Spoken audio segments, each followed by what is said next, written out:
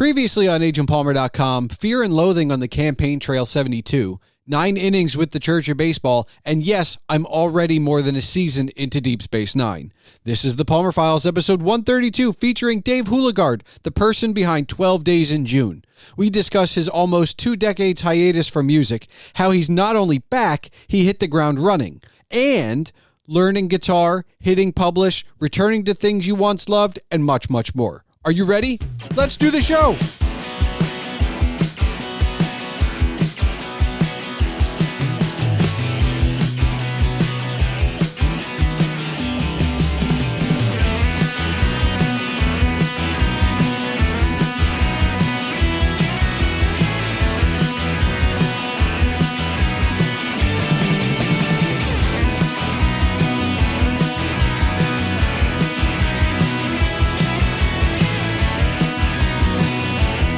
Hello and welcome to the Palmer Files. I'm your host, Jason Sershik, also known as Agent Palmer, and on this 132nd episode, we go behind the music with Dave Hulegaard of 12 Days in June. That's the best description for the conversation you're about to hear, which contains stories about Dave's first guitar, his long hiatus from music, and how he came back and hit the ground running, as you've seen if you visited the 12 Days in June Spotify page. We also get into some process, what it's like to release music publicly, listening habits, touring versus creating, how to listen to an album, and well, all of that and a whole lot more is coming your way shortly. But first, remember that if you want to discuss the episode as you listen or afterwards, you can find all related ways to contact my guest Dave and myself in the show notes. There, you can find all of Dave's music as 12 Days in June, streaming on Apple Music, Spotify, Bandcamp, Amazon Music, Deezer, YouTube, and anywhere else you stream your music. Don't forget you can see all of my writings and rantings on agentpalmer.com, and of course, email can be sent to thepalmerfiles@gmail.com. So without further ado, let's get into it.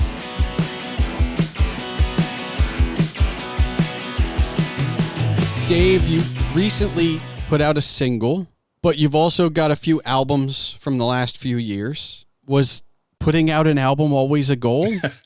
It's funny because when I was younger, that was like the dream, right? Like if you were in a band in the 90s, it was you got to get a CD out because that was like the mark of you made it. That was what you want to do. You hear your music on CD. And then, you know, as technology has evolved and tools are much more accessible to anyone and everyone, it's like I think like a lot of people, I hit that kind of pandemic wall where I'm like, what am I doing? or what am I going to do? And it was really good timing for me to kind of rediscover my love of music, which had been dormant for a while, and seeing what was available, like how easily you could get back into it with some very, very basic equipment. And I really only intended to do one song. And I had so much fun with it that it completely reignited everything I loved about making music. And then from there, I was just off to the races. Okay. So I a lot of questions pop into my head, but the first one's going to be this, right? Mm-hmm. I've played music on and off, more on in the last decade than off, by myself. I haven't played in a band since college. I haven't played in front of an audience since college, and that was 20 years ago. But when I find myself like very busy with life for a few months, I'm like, oh, I haven't picked up a bass or a guitar in a while. I'll pick it up. So like my dormant periods are not like grand, but when they happen, I pick up an instrument and I'm happy again. I don't go, maybe I should write an album. I don't want to put you on the spot. But Dave, that's a jump, right? Like you wanted to get back into music. Talk about taking a big leap. It's not just, maybe I should play a little bit more. What was the dormant period like? Like how long was it? I guess first. It was about 20 years. Okay. So substantial. Yeah. If we go back 20 years ago, what were you playing? So I was in an actual band in my teens and early 20s. Okay. And actually had, I wouldn't call it air quote success, but like a reasonable amount more than like a young teenage version of me would have ever thought possible. Okay. So I got a taste for it, and unfortunately it all started to fall apart about as quickly as it was coming together. So it was a very short-lived run. And I had a batch of songs that I was just very pained and sad about that were never going to be heard. And so I thought, okay, if I'm done with music, and at that point I really felt like I was so frustrated, and I just felt like it was never going to happen for me. The times were changing, right? The millennium was an interesting time. So I decided I was going to go into the studio with this batch of songs that I just wanted to have for me. I wanted to have them as like an archive. And that's what I did. And I recorded all of those. And it's this demo that I've kept with me all these years. And once in a while I pull it out, listen to it and just be like, wow, like I miss doing this. But there was never, to your point, like never a good time, right? Life gets busy, things happen. You got to work, you got to pay bills, everything that we all, face that gets in the way of our creative endeavors. And I hit a point where my mother passed away. And, that was such a kind of a pivotal moment because she was, we were so close. I mean, she really was my best friend. And she had always encouraged me, to keep pursuing my arts, like whether it was writing, doing music, performing, whatever that would be. And so it kind of felt like this was like a really cool way to reconnect with her as best I could, given the circumstances. And getting into music again just kind of gave that to me. But it really just kept evolving. Like all of those memories I had from my teens and 20s just came rushing back. And it felt like I didn't go away. I just hit pause, and that this was my opportunity to unpause. Okay, so I want to go back. Mm-hmm. Did you pay? Was it like I'm paying to get in a studio and lay these down? Yes. Okay. Yep, absolutely. Yep. Okay, because I mean, we should have been friends back then. I would have been like, just come over. I got my Porta studio. We can just record it in a basement, or whatever. So that's amazing. And now I get to ask the question I ask everybody who played in a band. Did you get to do the van tour? Not like a full tour. I was originally from Portland, Oregon. And so the major kind of throughway across the Pacific Northwest is I-5. And so you could do everything from kind of Seattle down to Northern California, like very, very easily. And sometimes into British Columbia, if you were so lucky. So I did that at least once. I would consider that a van tour. I mean, it's not just the next town over, right? Yeah. Okay. And do you remember much of it? Like, I mean, when you get back into music now, mm-hmm. you're doing it for the creation, not so much the touring. Yeah. And back then you're doing the touring to fulfill maybe we'll get signed. Very different. I get it. Yeah. But like, do you think about the touring aspect anymore? Not so much anymore. I think just the way that life has kind of evolved. It really is, like you said, just like it's an outlet of creativity. It's expression. It's a side of me that doesn't get to come out in my day job or anything like that. And I'm so glad that I have it, because there's just days where, you had kind of mentioned this too, right? Where it's like, you just want to just pick up an instrument and just dabble, right? And it kind of satisfies that initial dopamine hit. But yeah, it was, I think I hit a point where I just realized like maybe this isn't going to happen anymore. Like maybe this isn't possible anymore. But what I'm learning is that there's a lot more possible than I realized when I kind of picked back up 4 years ago. So I'm never going to rule anything out. But if the odds are against me, then at least I'm having a blast. Just making the best possible music I can. So then, if you only really picked it up 4 years ago, I have to give you a lot of credit because you hit the ground running. Like your Spotify has, it's not like an album and a few singles. Like you have albums. So you picked up, started writing and never stopped basically, right? Are you still writing now?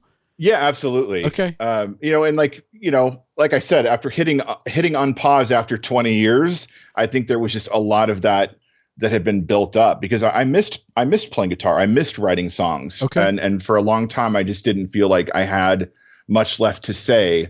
And so when I got back into it, during the pandemic, it was like there were a lot of songs that had been in bits and pieces over the years, and I wanted to sit down and like actually see if there was something there to work with. And that was really kind of the first 2 albums that I put out.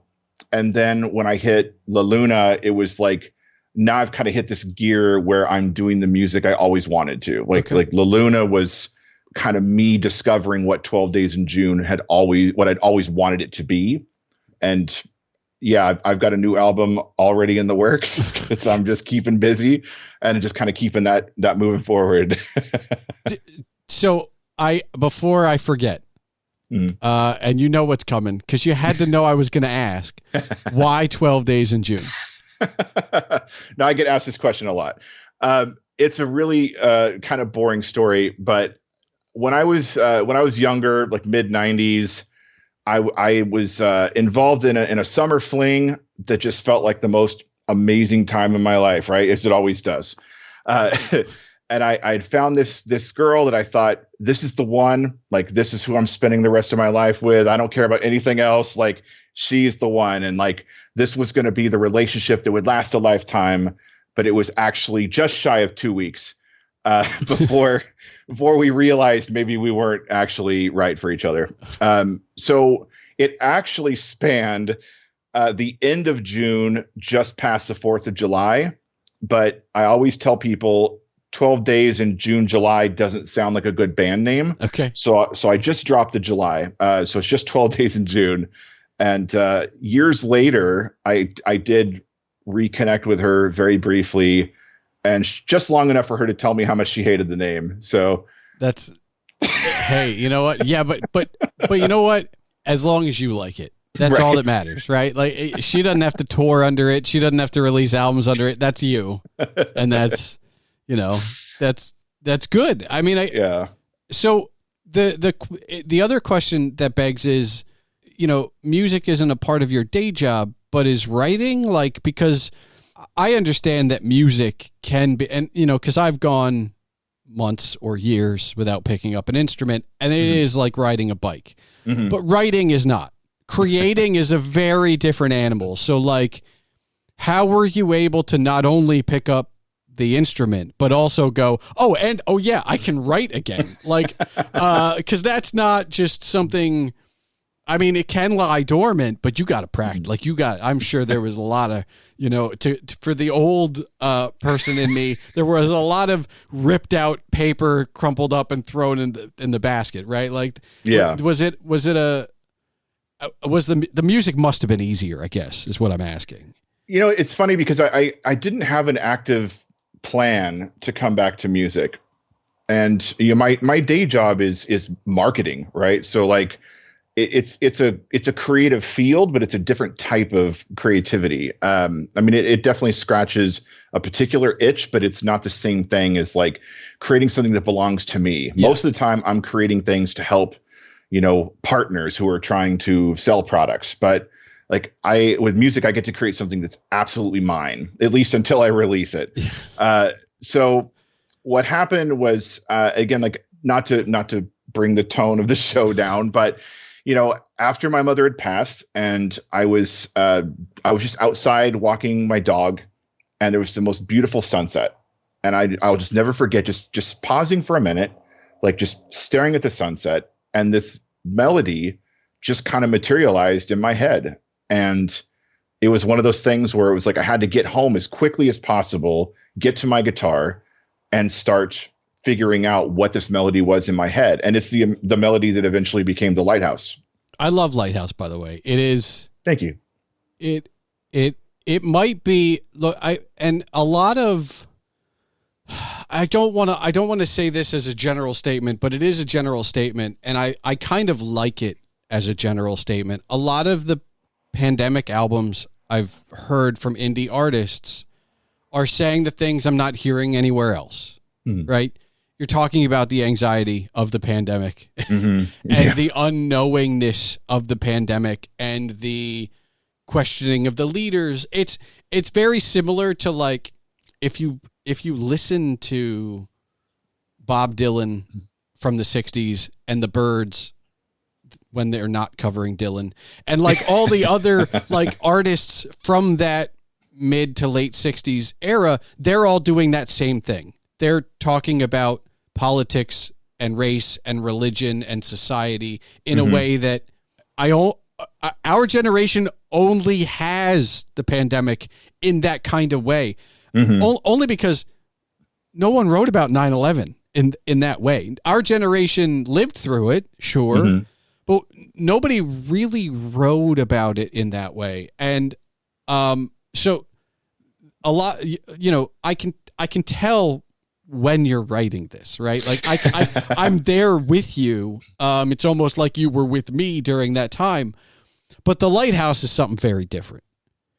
That hit me. I still have my mother, and that still hit me. It was like, oh, this is a lot.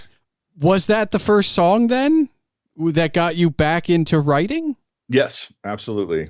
Okay. Yeah. That's a bad, it's good too. Like, that's quite a, did you think like this is as good as it gets? I had one left. Honestly, yes. Okay. That was my thought. And I swung for the fences, right? Like I thought, if this is just a blip, if this is just me getting this inspiration that I need to get out of me, and it's just a song that was thrashing around begging to get out, and I thought, if this is the best possible song that I can write, and this is where I hang my hat, then I'm at peace with that. I was able to work with some very talented musicians. I was able to do things that were never possible when I was younger. Like I can't even imagine trying to work with somebody that can arrange strings and perform, cello and violin and all that. So there was all these components coming together that I'm like, if this is it, I'm happy. Okay. And this is probably the most personal question I'll ask today, but was it cathartic? You had just lost your mom, you're writing this, you're in it, like you're not only writing it, you're singing it, you're recording it. So it's not like you wrote a poem and put it on the shelf. Like you kept revisiting this until it was good enough. What was it? It was an interesting approach for me from a songwriting perspective, because lyrically, the song is very linear from a storytelling standpoint, which is not something that I typically do. But for this particular song, for this particular story, it kind of had to be. Like, it just felt like this was the right direction. Like, if I'm going to bring the listener into the story with me, like, they have to go through it in the same order that I did to fully, hopefully tap into the emotion that I've got in the song. But I also knew when I was done that it wasn't going to be the last time that I would revisit the subject, right? Like my mom, again, just my best friend in life, and suddenly trying to figure out how to right the ship, without her was very challenging. And I thought, there are more stories to tell. Like, she was such a special human being. Like, there are more stories I want to tell. And that was why I was very happy with the way The Lighthouse was told, kind of end to end. And I thought, that's okay. There's more stories I can tell later. Now, I listened to a lot of your music in prep for this, but I didn't pay attention to how, right? I basically went Spotify, give me all of it, right? So is The Lighthouse a single, or is it part of the first album? It was my first single, and then it did actually wind up as part of Anhedonia, my first album. So I try to do that same thing where, like, you start releasing kind of waterfall singles, and it jumped out to me immediately as like the one that I really needed to go out first with. It was the one I was definitely the most emotionally connected to. And I was really excited that at the end of this whole project, there was a whole album. Again, like I really didn't anticipate that was the direction it would go. But when the idea of an album started to come to fruition, I'm like, Lighthouse has to be on it. It just has to be. And Well, I guess what was like, I mean, what was it like hitting publish? What was it like, share, like, I mean, and I come from a very privileged place. I'm a blogger and I hit publish 4 times a month. I'm a podcaster and I hit publish twice a month, 6 times a month. I get my victory. But I've also been doing this for like 10 years. And, like I've had these little successes over and over and over again. You were so far removed from the last time you, played in front of anybody. Were you nervous? Like, what was it like getting ready for like, all right, it goes live soon. Like, what was that like? Honestly, it felt like just something that I had to do. And I was prepared for no one to ever hear it.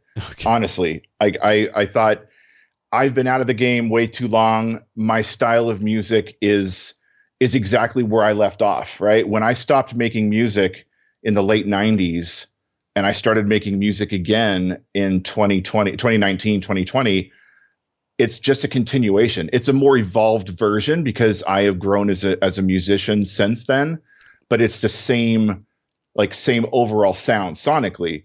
So I thought, okay, I'm playing music that's way past its expiration date. Nobody knows who I am. Nobody would remember me. And so I was like, if the song dies on the vine and I'm the only one that listens to it, like, that's okay, right? This one was for me. And honestly, that's how it started. I think it took quite a while to actually eventually find listeners. And then from there, it was just like an addiction, right? Like then the excitement level of like putting out the next song and the next song like starts to just grow with that anticipation of like, do I have another good one in me, right? Or did I peak at the first one? What is your listening habits in those 20 years off, right? Like, are you still listening to the same stuff from the late 90s, or have you, obviously there are bands that have released music in those 20 years since then, and they've evolved, right? But what are you still listening to, and has that changed in those 20 years? Yeah, I mean, that's a great question, because I think that since I was very, very young, and I'm going to date myself here, but the first song I ever heard as a child that hooked me in a way that put me on this path of chasing music was Photographed by Def Leppard. Great song. And great song. Great album. It's such an amazing song and album that I will still listen to today. Like it's absolutely a classic album. So that was it, right? And then from there, I just kept consuming more and more music. But it really wasn't until I hit 90, 91 where my taste in music really started to like develop in a way that has shaped what I listen to going forward. Like my first kind of aha albums, if you will, were The Cure's Disintegration and Depeche Mode Violator. Those were like the albums that just a massive light bulb went off, in my brain. That led me to the Smiths. That led me to so many other things in that early 90s, kind of postmodern, I guess the tail end of new wave, right? There was a lot kind of going on as we were transitioning. We were starting to get exposed to what was happening in the UK with like shoegaze movement and things like that. And I was just like hooked in. But as much as I love music, right? And it is like all consuming for me. I'm always listening to music no matter what I'm doing. Okay. But a lot of it is still kind of rooted in that decade, right? Like the vast majority of what I love is definitely there. But I have picked up, like different bands from, I'd say, the 2000s forward. It's slowed a bit. And one of the things that has really influenced me these days is I know you're a part of Threads on social media, and like the community of artists that have been built on Threads is nothing short of spectacular. There are some of the most amazingly talented artists that I've ever personally come across, and that has become a soundtrack for me that kind of keeps me, like dialed into what's happening, in contemporary music. Just fantastic stuff. It's the most connected I've been since like, I want to say like the glory days of Twitter, which, I know people will shit on Elon, and I'm one of those people that will do that. But I also think that he purchased it well past its prime. Yeah. But the early days, that's what current Threads kind of reminds me of. But I'm also like, I spent a lot of time building up a Twitter thing that died. So like, I'm still more of a lurker than I am like in it. But I will also say, like, where are you in the 90s? And I only ask because you mentioned the Pacific Northwest. Yep. And your music in that late 80s, early 90s era that you would have had access to in the Pacific Northwest would have been very different than what I had over here on this coast. So were you still over there? Yep, absolutely. Okay. I spent the first 33 years of my life in and around the Portland, Oregon area. Okay. So you kind of you were on the ground floor of grunge. Yeah, absolutely. And alternative stuff. That I only say it because I can kind of hear it a little bit in your music. Like it's there. I kind of like it because it's, so I'm slightly younger than you, but not when it comes to music. When it comes to music, I'm probably older than you. Because for me, it was Aerosmith, which was not, when I'm buying my first albums, the first new Aerosmith album that I experienced as a consumer was 9 Lives. But that's not what I fell in love with, right? Like I fell in love with the classic stuff, and then it was Def Leppard and Guns and Metallica, and then I got further back with the Stones and Creedence, and like it kind of just goes further. I'm in my 30s when I really go back and listen to the alternative grunge stuff, and even then, like I want to feel like in the late 90s, I was still not listening to what was current. Like I hit my 30s and rediscovered Matchbox 20. Even though I was like, but this was on all the time. Why didn't I get it then? Well, I just didn't. I was just always looking backwards. And so like I'm trying to change that now. In that, and I have no problem saying this, but it sounds weird. I owe a lot of this to Taylor Swift. Mainly because I had a friend who's a big Swiftie, and I was like, it's time to educate myself, and I listened to her entire discography. Now, I didn't listen to it all the way through, like, in one sitting. Like, it was, like, the first album, and then a few days later, the second album, or whatever. But I listened to it because I was like, I want to be educated, because, like, I know Michael Jackson. He's not my favorite, but I know all the Michael Jackson stuff, and it's like, well, I should at least know what's going on. And it was that listen through that reignited my love of the album as an art form by itself. And I've taken some other journeys since then of like listening to other things. And it's just like, wow, like the album is like, I like when you can give me a story through 12 chapters. Like that's great. Like, let's go. Do you, because we are from that era, like when you put your albums together, are you mad if I hit shuffle? Like I like everybody's going to listen in their own way, and that's fine. But as you, the guy who's hitting publish, I put out these 12 tracks today. This is the album I'm releasing. Do you want me to do you want to hit me when I go like, I'll just hit shuffle on this, it'll be fine? Or do you want me to sit down and listen to it from 1 to 12 or whatever it is? I'm going to be honest. I know a lot of artists say this, but once I hit the publish button, it doesn't belong to me, right? It now belongs to you. And I want, first of all, I'm flattered that anyone would listen to my music in the first place, but I want them to experience it the way that is most enjoyable for them, right? Okay. If it's a sequential 1 to 12, like you can be rest assured that I've put a lot of thought into that track sequencing, and I hope that it conveys the type of journey that I'm trying to create with it. But if you're the type of person that would rather take them in small doses or hit shuffle, it's like, that's okay with me. Okay. I am just I'm endlessly flattered that there's anyone in this world outside of my house that would take the time to listen to my music. So however they consume it is the right answer. That's fine, but you really want me to hit. But I mean, you say all that as like the political correct answer, but you said you spend a lot of time in sequencing, so you really want me to hit play and listen through, because that's a journey. More that it's there for you if you want it. Okay. I wouldn't say that it's kind of my hope, right? But it's there for people that prefer to take that journey, because I meet people of all different age groups.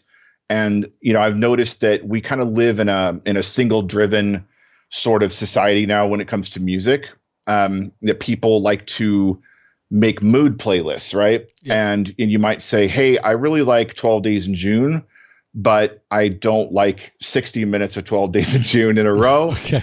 Maybe I'm just going to pick and choose like my favorites, put them on my playlist with these other bands. And like, that's awesome. I know it sounds like I'm just happy to be here, but I am, right? Like I just love that I could write something somebody would want to listen to. And when people tell me that my songs make them feel things or whatnot, and it's like, to me, that's the reward, right? Like how they consumed it, but that they did. I'm just happy you came back at all. Like, and not that I like the music. I do like the music, but that's not, I just, I don't know what I'm missing from 20 years ago, but you give me hope that whatever that might be may come back. You know what I mean? Like, cause that is, I think I've talked to a few people recently that have, especially musicians that came back to it after a time off.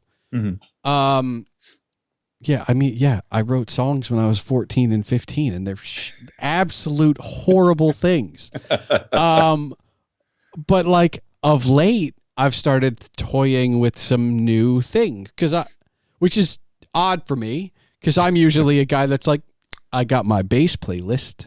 So I got two, because I don't want to have to tune. So it's like, this is my regular bass playlist, and this is my tuned down half step bass playlist. And awesome. Then this is my acoustic playlist, and this is my electric playlist. And that's usually what it is. It's like, I will play along with the Stones or Def Leppard or Aerosmith or whatever.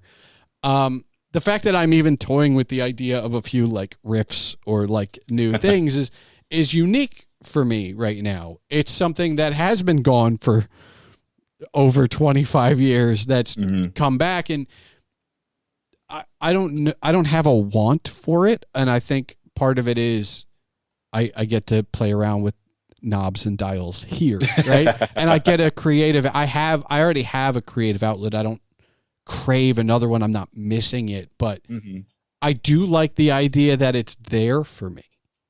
And your story is inspiring in that way, because it's like, well, but you can go back.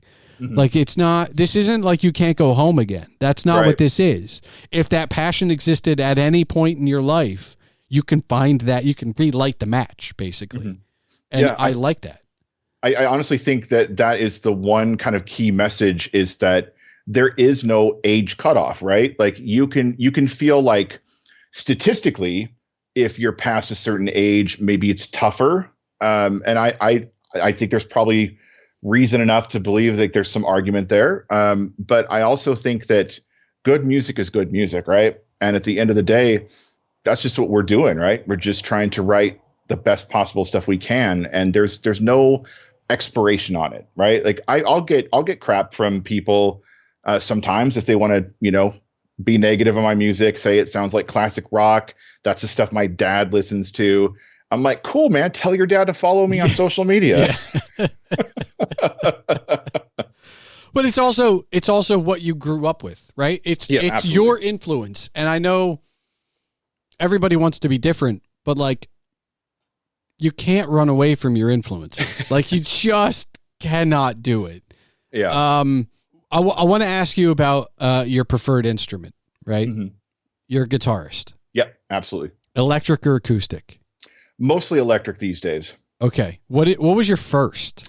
My first guitar ever was an acoustic, a very, very cheap, poorly made one that my dad found in a clearance bin at like some market. But he knew that I was interested in music, so his heart was in the right place. Okay. And honestly, I played the crap out of that thing because it was the only thing I had. So, there's always that soft spot, for just a cheap old $25 guitar from Fred Maier or Kroger or whatever. But it was awesome. I felt like I was doing something meaningful, and I can't even imagine how poor it sounded.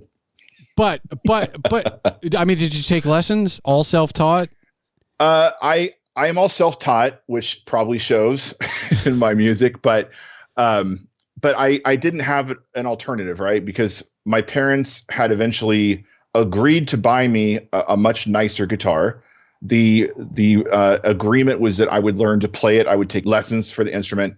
And right after I got the guitar, like signed on the dotted line, have it in my hands, and my friend who was going to teach me tells me he no longer has time. So here I am in fear of this agreement I've just made with my parents and all the money they've just spent on this guitar. And I'm like, I can't not learn this instrument. So I got my hands on as many chord books as I could, anything I could find. And I learned things like immediately, learned like triads and things like that you don't start there. That's something you learn over time. But I started with basic chords, triads, like all kinds of different things.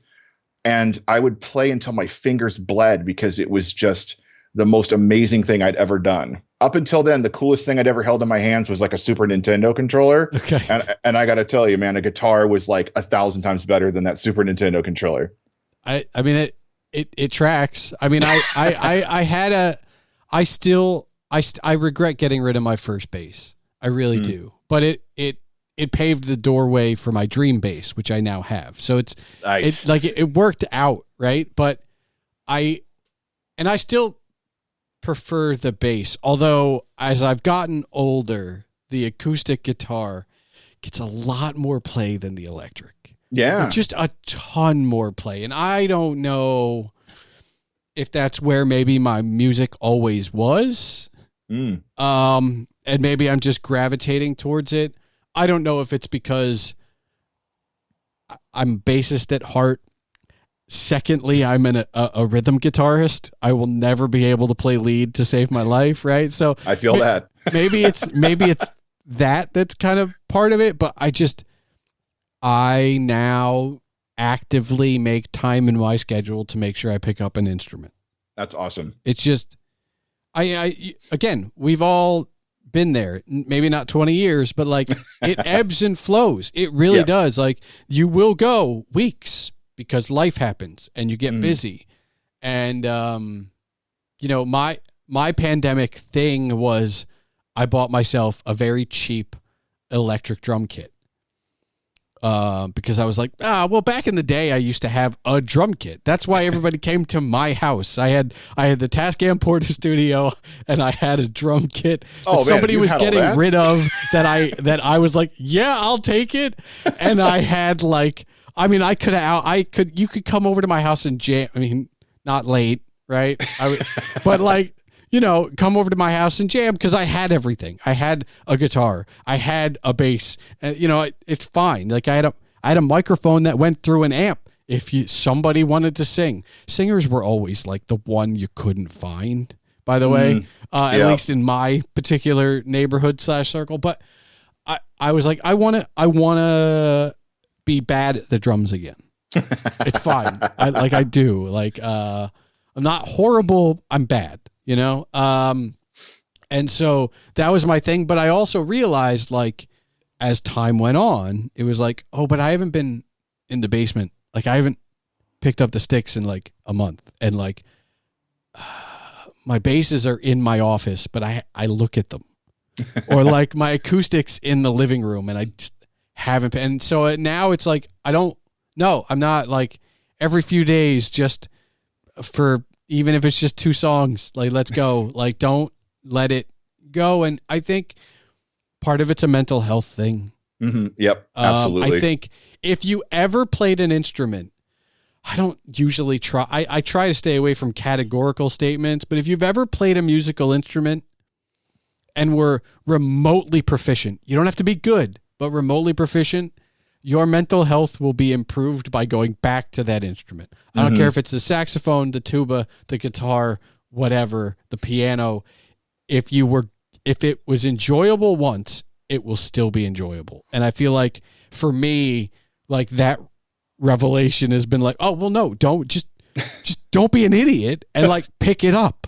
It's there. Like none of these aren't in closets. These aren't buried away. They're not even in cases. Like I'm looking at my bass. Like there's no reason I shouldn't pick it up. And so I just feel like, yeah, do it. Get out there. We don't have to release albums, Dave. I have a question for you actually related to this. So, you're describing a lot of, I think, what a lot of musicians experience over time, right?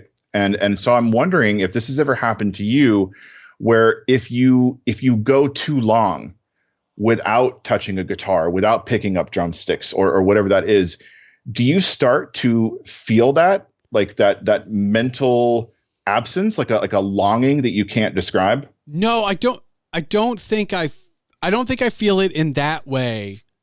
But like, it's kind of like, being on a train. Eventually you will come to a stop.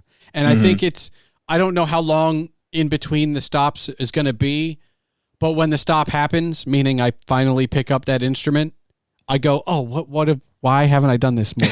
Like, that's what it is. I don't really ever feel the longing until after I've started picking it up again. Okay. So I guess, yes, it's there, but it's not like, oh, something feels off. And like the mental checklist of, am I sick? Did I sleep well? Have I picked up an instrument recently? I don't have that. But like, if I do go too long, and now, because I've made such an effort for it, too long is like a week. Like if I go a week in this house without picking up any of the instruments, that's now too long.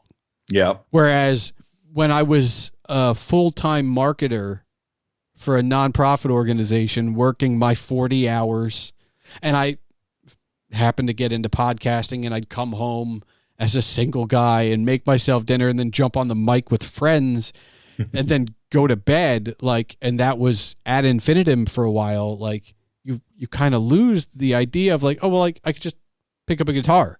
And then all of a sudden you go like, oh, like I should really do that. That was probably my longer stretches, but like, I don't think I'll ever get that bad again. I think it will always be within a week.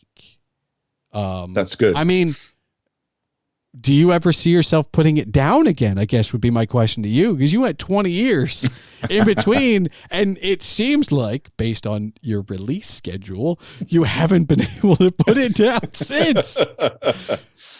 Yeah, I think the circumstances that led me to put it down in the first place, I was just at a really bad place. And I think that it took a lot of growth, maturity, all these things to put me in a better position to want it again. Okay. And now that I've reached this point, I'm disappointed it took 20 years to get here, but also happy that I got here at all. Is just realizing like, this is what it was always about. All the petty stuff that made me angry, frustrated, sad, whatever, that made me stop in the first place.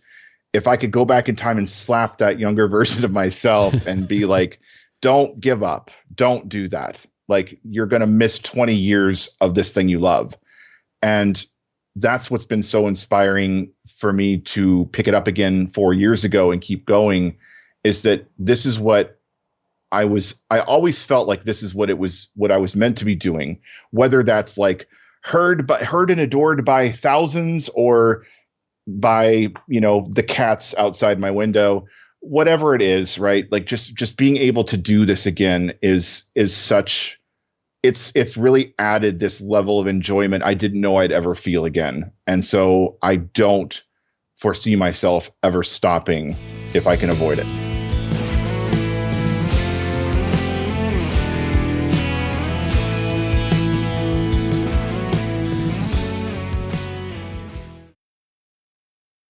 So here's the deal. For those of you who listen to every episode, Dave's story is familiar to you. Very familiar to you. You heard it here in this episode 132, but you also heard it just 2 episodes ago from Theo Smith on episode 130. Now, of course, I didn't know these stories and their similarities when I started each of those respective conversations, but I find myself in an interesting conundrum of having to recap a very similar episode so close to another one, so I'm going to do that by talking about them both. They both stepped away from music, something they both loved, for different reasons. But they didn't just step away. They were away for decades. And the both of them came back not just to playing, but writing, recording, and they both released and continue to release new music. Some of it like they never stopped, and at the same time, some of it making up for lost time. Both stories are unique in their reasons for stopping this thing that they loved, and the circumstances around their respective returns are also different. But once they were back, it was both familiar and wonderful. Now, I usually like to tell you listeners to do the thing. If you're thinking about doing it, just do it. You don't have to release it to the world. You can keep it for yourself, but just get on with it. Both Theo in that previous episode and Dave in this one remind me that you can go back to the things you once loved. It doesn't have to be something new. Not everything, surely, but there may be something you left behind that you shouldn't have. And perhaps it is the fact that both of them returned to music after so long away, and that it's not just a singular incident, which makes me wonder what I've left behind. It's not music per se, but it could be writing and recording music. It could be something else entirely. But very much like many things, I'll know it when I find it. And I take comfort that things can come back to us, or that we can find our way back to them. And you should take comfort in that too, because it's not just poetic in a way, it's also beautiful. And on that note, thanks for listening to the Palmer Files episode 132. And now for the official business. The Palmer Files releases every 2 weeks on Tuesdays. If you're still listening, I encourage you to join the discussion. You can find all related ways to contact my guest, Dave Hulegaard, and myself in the show notes. There, you can find all of Dave's music as 12 Days in June on streaming services like Apple Music, Spotify, Bandcamp, Amazon Music, YouTube, Deezer, and anywhere else you may stream your music. The music for this episode was provided by Henno Heiter. Email can be sent to this show at thepalmerfiles@gmail.com. And remember, your home for all things Agent Palmer is agentpalmer.com.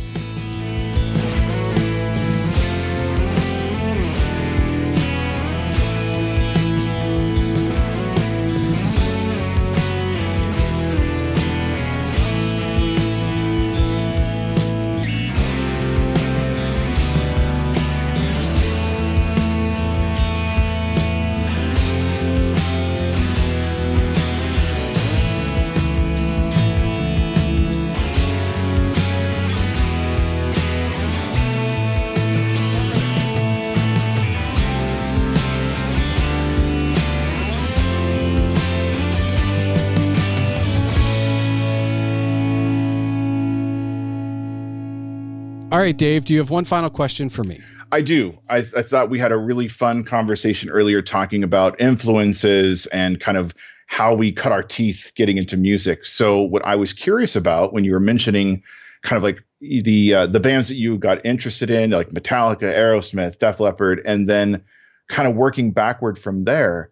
And I'm curious what motivated that. Was that you started with these bands that you loved and then started seeking out the bands that influenced them? Or was there maybe an outside influence, like your parents listened to cool music and introduced it to you that way?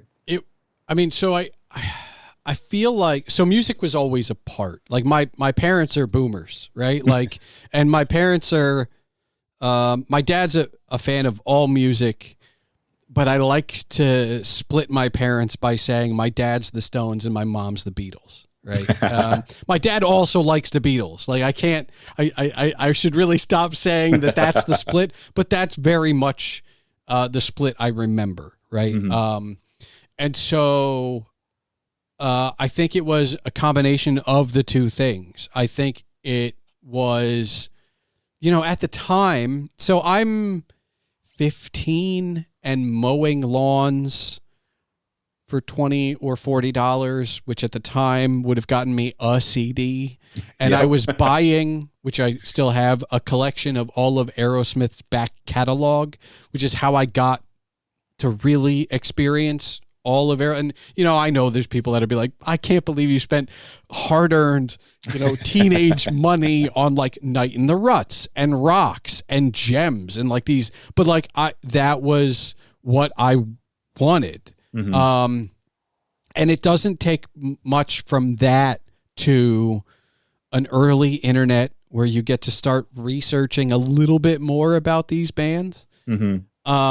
And you go, all right, well, the jump from Aerosmith to the Rolling Stones is not very far. Mm-hmm. And it's not very hard because everything written about early Aerosmith compares them as the American Rolling Stones.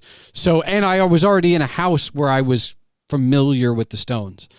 Going back, that was, it almost felt like a no-brainer in a way, but it was also, I was listening to classic rock stations, so occasionally like Boston or like CCR, and again, probably CDs that my dad had, and I started stealing music from my dad, and and so it was a combination of all those things. I've actually recently,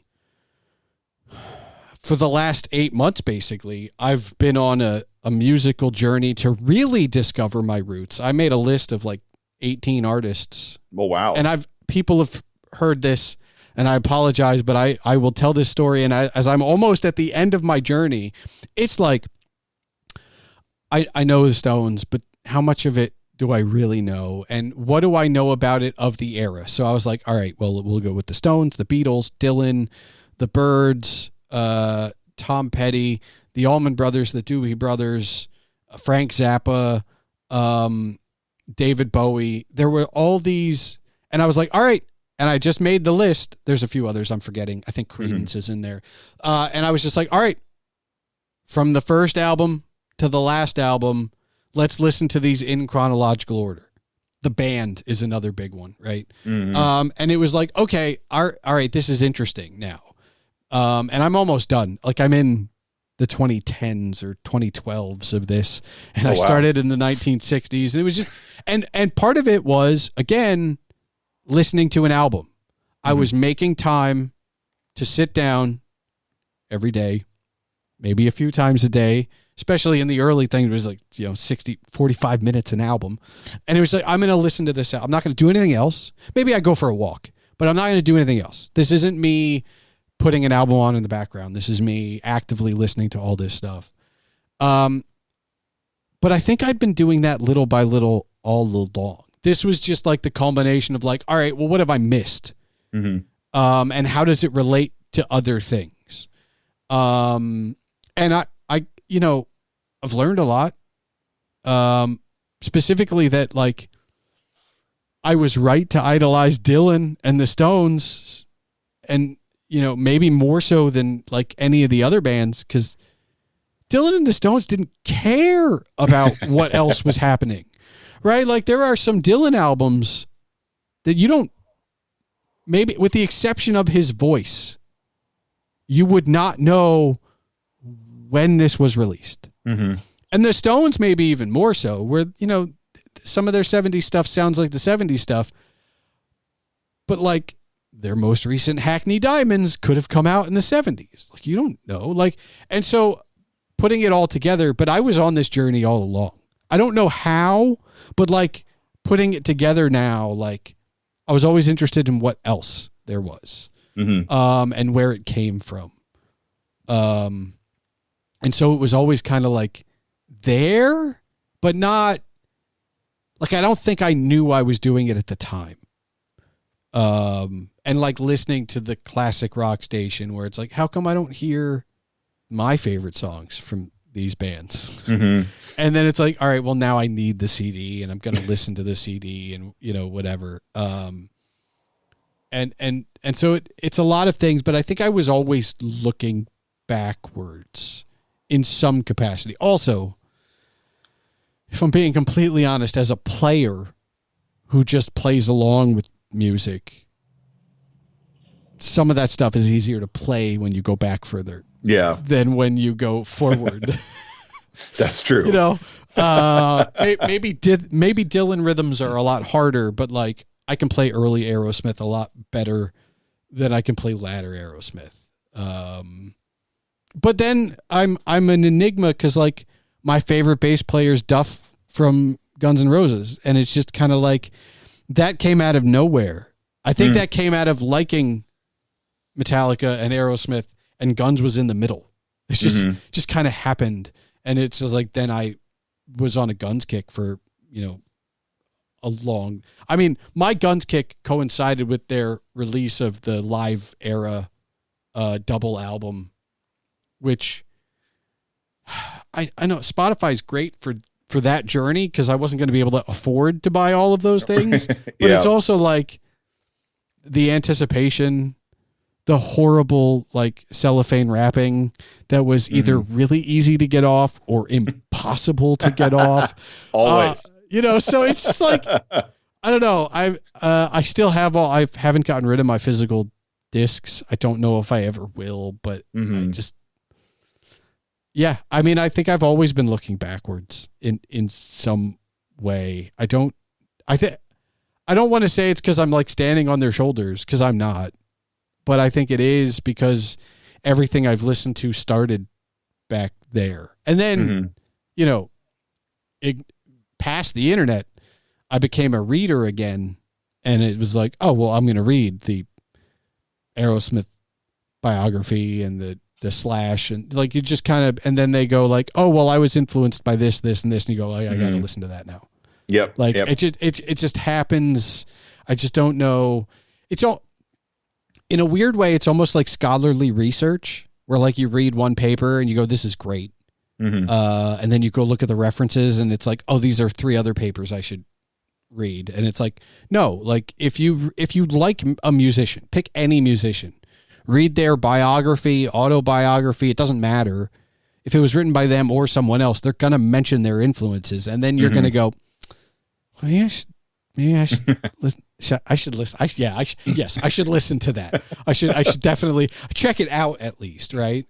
Yeah. I don't know. How often do you look backwards? You know, how often do you go back to, you know, your Pacific Northwest roots and like listen to like that stuff or the stuff that came before it? You know, I got to be honest. That's a whole other podcast, but to abbreviate, growing up at that time in that area was the best musical education I could have ever hoped for, right? Because you had what was going on in Seattle was like international. Like everyone knew what bands were coming out of Seattle, and it just felt like one after the other. But while that was happening, in the shadow of all the stuff happening in Seattle, Portland was really growing, and there was a lot of really cool music that was starting to, you know, kind of get rooted out and get discovered.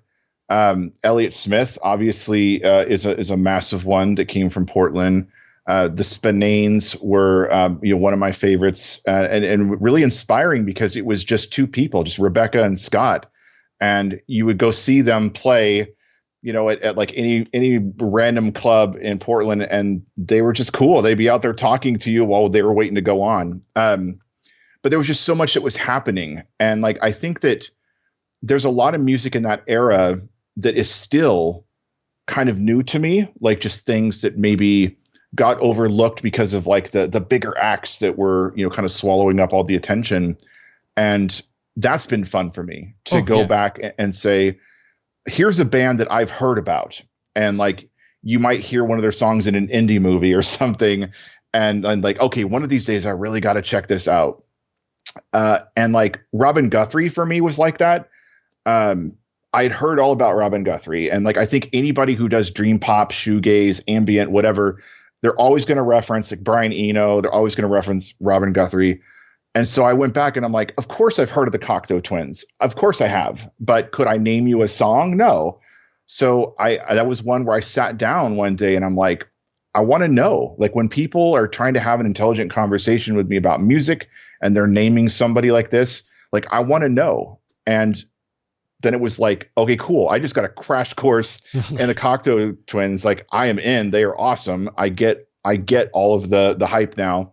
And so it's stuff like that. Like I love that now I'm a little older, music's a little bit more accessible, and like being able to go back and revisit stuff that just passed me by in the moment. Yeah. And I will say anybody who's out there is going like, yeah, I don't have anything like that. You're lying to yourself, because even if you're just a fan of a band, there are very few bands out there that don't have side projects. Yeah. Right. Like if you like, as an example, right, if you like Guns N' Roses, okay, Slash, Duff, and Izzy all had solo things. And I'm not counting Velvet Revolver. Like they all had solo things, right? Yep. Metallica has had solo things. The Rolling Stones have done solo things. Aerosmith has done solo things. The Beatles all did solo things, right? Like it's just, if you don't think you missed something, check out your favorite band and see like if anybody did any solo stuff. It'll be similar. It won't be the same by any stretch, but you'll be like, oh, that's what they're talking about. I missed that, but that's also cool. Yep. Because there's two kinds of new music, and we both know this. Dave and I know this. There's new music, and there's new to me music. Right. And they're both equally cool. So just find either, and enjoy.